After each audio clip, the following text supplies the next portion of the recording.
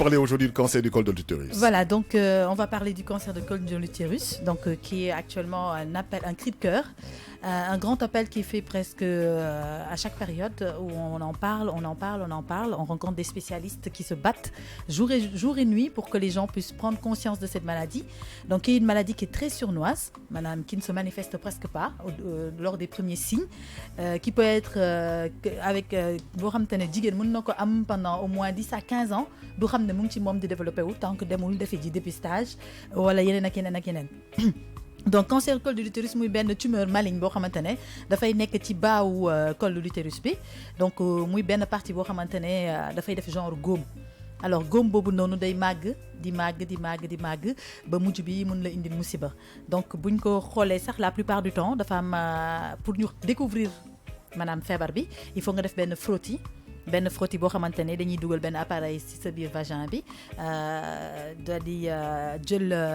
maanaam benn partie wu sa col bi pour mun ko def ay test derrière pour xam exactement ndax tumeur la wala lan la exactement donc ça veut dire qu'aujourd'hui mun na bañ a nekk cancer comprendre nga mu nekk juste benn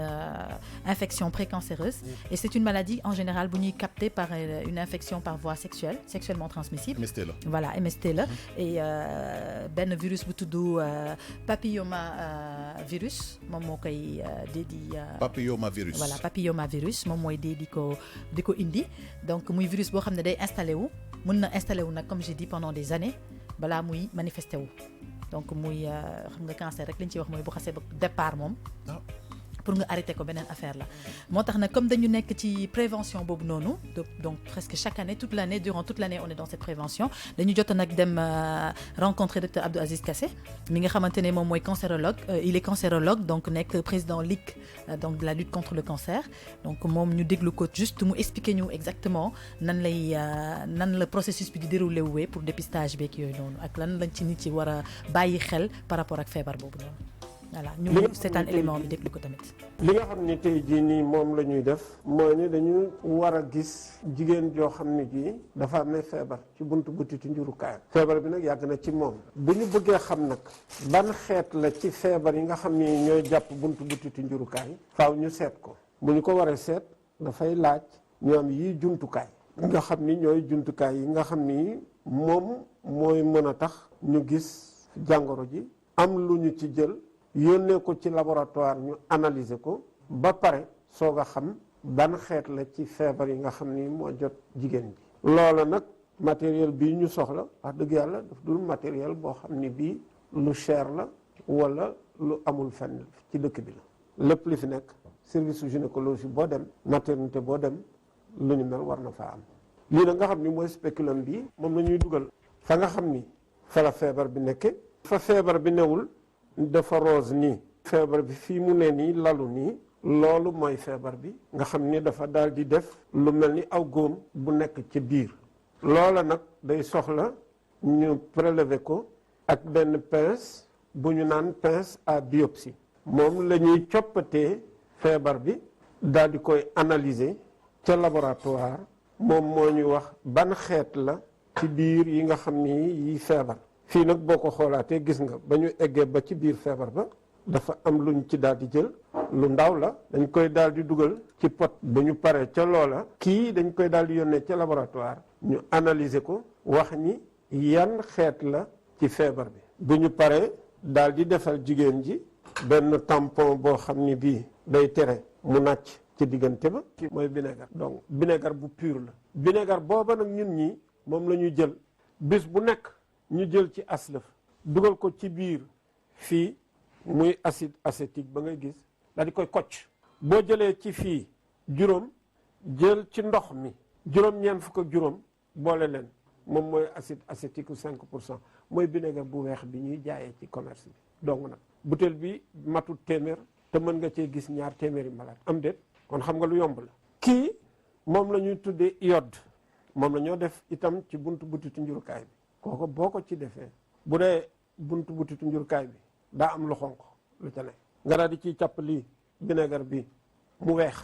nga def ci lii mu lànk ne du ko jàpp neel ndaw si li nga yor bu fekkente ne fajuñu ko fii ak fukki at mën na jur cancer loolu la lii yomb na de soxlawul jàng ji ba Amérique mbaa feneen la gënoon jigéen ñi ñu mën leen a teel a gis bala ñuy am cancer. kon cancer bay jàpp buntu butitu njurukaay ci jigéen mënees na ko gàttandu boobu naka lañ koy defee analyse booba moom la ñuy tudde frottis boobu boo ko defee bu résultat bi ñëwee ne la man kat dama gis ci buntu butitu njurukaayu jigéen jooja ni am na loo xam ne nii warees na ko topp xool ndax cancer la wala ndax dafa doon loo xam ne ni buñ ko bàyyee ëllëg ak si biir mu mën a jur cancer. Voilà, donc ni ñu ko dégloo ni ko docteur Abdou Aziz Kassé waxee ñu koy jaajëfal bu baax di fàttali rek nit ñi ni que li mu wax am na solo trop mooy ni que tey comme li ma ko wax sànq rek mooy feebar boo xamante ne mën na dund ci yow fukki at ba fukk ak juróomi at balaa muy manifesté wu muy benn infection boo xamante ne day persister parce que boo xasee ba virus bi dugg ci sa biir organisme maanaam ci sa col de l'utérus bi dafay installé wu foofu. donc boo ko teelulee traité wala boo suivre traitement bi nga xamante ne moo adéquat dafay toog lalu foofu di persister mooy waral des fois nga jigéen ñu bëri dinañ am ay infection répétitive ñoom pour ñoom c'est juste une infection comprendre nga di ko traité du ñu jéem a dem defi ji frottis bi nga xamante ne moo lay permettre ñu mën a xam exactement lan nga am. donc il faut pas confondre dem juste seeti gynéco mu defal le traitement parce que gynéco bi boo demee moom dina la defal traitement selon li nga koy jox comme information selon li muy gis mais pour que mu mun a def diagnostic bu baax bi la plupart du temps dañ leen naan nga dem defi ji frottis am na nag ñu bëri ñoo xam ne bu ñu leen nee frottis rek dañuy jàpp ne dafa métti dañuy naan waaye frottis dafa métti ci ay dégg-dégg parce que xam nga nit ku ko dem defi ñëw na la métti na yow tam jàpp nga ne métti na comprendre nga donc du coup les gens ont tendance à avoir peur à aller faire du frottis parce que comme li ñuy wax rek tey bu demee tey ñu ne la demal defi analyse sax yaa ngi xaw a ragal ndax yaa ngi ragal li la analyse bi di wax ci ginnaaw comprendre nga donc xam nga c'est pas toujours voilà c'est pas évident nga mën a dem def benn analyse di xaar yow yaa ngi xalaat lu nekk balaa analyse bi di génn ndax aw ma lii aw ma lee c'est un peu la même chose quand tu vas faire du frottis tu t'attends à ce qu'on te donne une mauvaise information donc du coup yow da ngay xaw a ragal doo gaaw a dem alors que tey jii nii c'est super important surtout jigéen ñi nga xam te ne dañuy sëy boo xasee ba xam góor il faut faire très attention à ça parce que ci moment boobu noonu nga susceptible à atteindre cette maladie parce que comme on dit c'est une infection boo xamante ne c'est dû à une c'est une maladie qu'on obtient par voie sexuelle. ku infidèle la jëlee ko fenn ñëw indil la ko. waaw pas forcément infidélité sax mais xam nga virus moom mën na nekk ci ku góor ki te moom du ko yëg. comprendre nga mën na bañ a nekk forcément de l'infidélité mën na nekk par accidentellement mu am benn feebar bu mu amoon wala un truc voilà il y a plein de paramètres yoo xam te ne mën nga ko retrouver ci genre domaine yooyu mais la plupart du temps on dit que c'est un virus qui s'installe par rapport à des rapports multiples. mais avant de continuer aussi ma laaj la kon d'après li ma comprendre koo xamante ne dafa vierge moom dina am chance boo xamante ne diw mën a atteindre maladie. waaw habituellement est-ce que c'est à 100% wala. d'après tous les résultats qui ont été prouvés d'après li nga xamante ne moom mooy explication wu feebar bi c'est une maladie que l'on a par voie sexuelle donc ça veut dire que koo xamante ne dafa am relation sexuelle logiquement kooku la war a mën a jàpp. ki nga xamante ne nag xamul góor il est forcément à l'abri da ngay gis sax ñu naan en général xale yi nga xamante ne dañuy teel a xam góor te dugguñu ci néegu sëy xam nga la plupart du temps tu as tendance à avoir plusieurs relations sexuelles maanaam de multiples partenaires. Alors à ce moment-là c'est comme IST yëpp comme IST yëpp la plupart du temps quand il y a beaucoup de partenaires sexuels tu as de fortes chances nga am ko parce que day jóge de corps en corps voilà donc du coup dañuy naan la plupart du temps maladie bi en général c'est diagnostiqué chez des personnes qui ont déjà des relations sexuelles surtout les couples mariés yi nga xamante ne dañuy am ay relations sexuelles intenses wala yoo xam ne très rapprochées ak ñoomin seen xam te ne loolu yëpp mën na ci nekk moo tax sax d'habitude dañuy naan am na benn certain âge boo xam ne moom lañu daan diagnostiquer feebar bi à partir de 40 ans dañ daan commencer di diagnostiquer feebar bi di wax ne la personne est susceptible d'avoir le cancer du col de l'utérus en général à moins de ça habituellement duñ ci doon inquiété wu. mais léegi au-delà de 40 ans on devient moins voilà actif. Mais léegi c'est devenu le contraire parce que léegi les jeunes ont tendance à avoir une vie sexuelle très rapprochée. Très intense aussi. Donc du coup plus exposé à atteindre ce genre de maladie. C'est une question. Voilà. waaw man li ma bëggoon laaj rek donc xam nga dañuy gis ne ci genre type de cancer yi. ñu wax ne dañuy dem pour ñu def ay chimio ak yu demee noonu. waaw donc ki nga xam ne dem nañ ba xam découvrir maanaam ba gis ne kii dafa am cancer. donc moom traitement bi benn ñaata temps la mën a def mais est-ce que aussi y a des chances pour mu mën a wër que buñ ko découvrir ba pare pas ñu dem tester ko. ne kii mais bu ñu demee ba ñu xam ne kii vraiment cancer bi la am quoi est-ce qu'il y a des chances pour mu mucc mais aussi bu fekkee ne loolu am na ñaata temps lay def par exemple traitement à peu près pour mu mën a wër. Alors déjà balaa muy yegg stade du cancer boobu noonu comme li ñuy wax chaque jour rek mooy loo gis rek dafa am avant mooy donc toujours dafay am genre ay lésions précancéreuses yoo xam te ne ñoom lay njëkk a manifesté wooy lésions précancéreuses yooyu noonu ñoom ñooy dem di nekk ci position maanaam di màgg mu mujj stade cancer xam nga tey lu xas ba dem nekk cancer moom loolu beneen stade la mooy stade la boo xamante ne toll na foo xamante ne maladie bi pour ñu lijjanti pour ñu faj ko dafay difficile la plupart du temps da ngay gis ne sax nit ñi ci jot am ay opération moo ci am opération bi ñu ci bëri dañuy mujj teggi seen utérus pour mun leen protéger parce que teggi utérus boobu mooy tax ñu mën a génnee cancer bi éliminer ko mooy ablation bi ñu def. te buñ ko xasee ba teggi est-ce que di nga amati doom. non buñ ko xasee ba teggi kay jeex na. yow amatuloo utérus yow moom jur moom. bokkatuloo ci voilà nanaa ko jur moom bokkatoo ci. donc loolu mooy la plupart du temps loolu la ñuy njëkk a def dañuy def teggi utérus bi mais teggi utérus bi dafay ànd ak chimiothérapie ànd ak ay radiothérapie ànd ak ay consultations régulières xam nga ak beaucoup de traitements derrière que ce soit da ngay am sax ay accompagnants yoo xam te ne dañuy nekk sa ginnaaw tous les jours dañuy mooy maanaam ay psychologues yoo xam te ne dañ lay booleeg ñoom pour ñu mun la accompagner ay gynécologues ay aides-soignants vraiment toute une panoplie de personnes de médecins ak de spécialistes yoo xam te dañuy nekk si ginnaaw pour mun la accompagner comme tout cancer ah parce que cancer moom boo ko xasee ba am moom même bu la ci yàlla dimbalee tamit ba voilà ñu dindi ko ak ñoomin seen il faut toujours benn accompagnement boo xam te ne mooy am pour mën la jàppale pour nga mën a faj maanaam pour que lépp mën a faju nga mën a normalaat amaat benn vie bu normal donc mu am comme j'ai dit chimiothérapie bi nga xam ne ñëpp xam nañ ne dafa métti nga nar ko ci dund c'est coûteux radiothérapie tout le temps da nga ciy nekk kinésithérapie tamit da nga koy def parce que di nga dem ba benn moment tu auras des membranes qui ne sont plus fonctionnels donc il faut ñu dimbali la pour que nga mën a reprendre sa train de vie manuel wala nga mën a voilà mën a nekkaat yow comme ni nga meloon avant da ngay gis sa métamorphose bi nga xam te ne day am ci sa yaram voilà muy plein d'aspects yoo xamante ne ni ko canceru hépatite di defee wala beneen cancer bu nit ñi xam ni mu koy defee c'est la même chose lay mel tamit ci cancer de col de l'utérus. Léegi pour ñi nga xam ne dañu xalaat ni que wala ñu xelmeti que war nañ ko am fan nañu war a dem est-ce que les soins je veux dire diagnostic bi c'est gratuit je pense. Alors dépistage bi c'est gratuit. Ouais. Attention, le dépistage il est gratuit. Par contre le frottis n'est pas gratuit. D'accord. Voilà donc le frottis aujourd'hui centre de santé yu bëri dañ koy def. Parce que normalement ils ont les matériels nécessaires pour mën ko def parfois na nga dem ci ay centre de santé ñu orienté la. mais cherul. waaw non ça c'est raisonnable. Okay. Voilà c'est raisonnable quoi pour quelqu'un qui voilà ça dépend nag xam nga comme ni ñuy wax rek nit ñi moom ku nekk say moyens. am na koo xam ne tey boo ko nee 10 000 francs tey il trouve que c'est beaucoup. tu comprends nga ne ko 15 000 il trouve que c'est extrême nga ne ko peut-être 5 000 wala 2 000 mu yaakaar ne looloo baax mais tamit il faut savoir que un examen que muy analyse bu mu mun ci doon il faut mënul bañ a coûter dans ces environs 10 000 jëm kaw parce que tout simplement c'est des trucs qui sont envoyés à l'extérieur ñu traité ko y a voilà toute une panoplie boo xam te ne dafay am balaa résultat bi di ñëw donc il y a aussi cet aspect financier boo xam te ne structure yi dañ koy soxla moo tax d'habitude ñu koy fayee ko mais comme on dit la santé n'a pas de prix tey pour sa wérgu yaram luñ la munti wax pour nga fay ko jar na ko nga fay ko benn yoon nga tane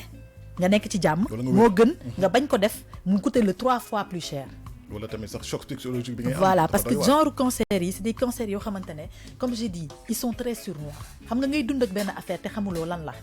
mais nag c'est des cancers qui se manifestent am nañ ay façons yu ñu manifester wee parfois nga am ay perte de sang yoo xamante ne ils sont anormales comme ngay jékki-jékki rek di perte sang alors que nekkoo ci sa période de menstruation xam nga yooyu en général boo ko gisee da nga war a sa xel war na mën a teey parfois nga am ay courbatures yoo xamante ne da nga koy sentir au niveau de tes reins doo comprendre exactement gène boobu lan la yooyu yëpp c'est des choses qui se manifestent par maanaam ay lésions lay def quoi maanaam lésion lay nekk lésion précancéreuse lay njëkk a nekk boo toppul lésion bi nag ba mu yegg ci stade bi ci lay doog a nekk stade du cancer gis nga sànq docteur bi gis nañ ko muy def benn opération ki muy defal opération noonu lésion cancéreuse voilà mooy moom eggagul stade du cancer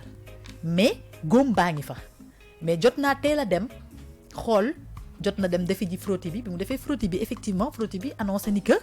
am na benn lésion précancéreuse bu mu yor que lésion bi buñ ko traité wul buñ ko toppatoorul dina dem bu mujj voilà fii ak 10 ans wala moins sax parce que dépendre na yow depuis kañ nga ko am mën na dem ba def tournure cancer léegi ñoom docteurs yi ñoom lu ñuy def mooy dañuy jël partie boobu noonu dem analyser ko xool exactement niveau bi mu toll après ñu doog a xam lan lañ la war a defaral am na ñoo xamante ne dañuy am genre lésion yi mais bu ñu demee ci même jour bi lañ leen di opérer ci même jour bi ñu takk seen i dëbës dem ñibbi te wér nañ après ñu jox leen traitement bi nga xam ne moom la ñuy def ñu tane donc docteur bi il est confronté souvent à ce genre d'opération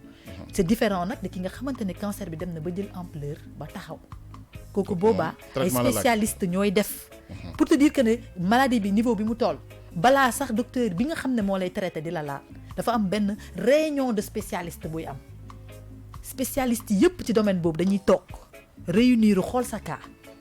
xool yow sa cas nan lañ ko nar a lijjantee diagnostic bi mën a net ku nekk joxe sa point de vue joxe sa opinion joxe sa xam-xam ñu xool ci diggante loolu noonu lan mooy nekk stratégie bi ñuy jël pour mën la dimbali pour nga wér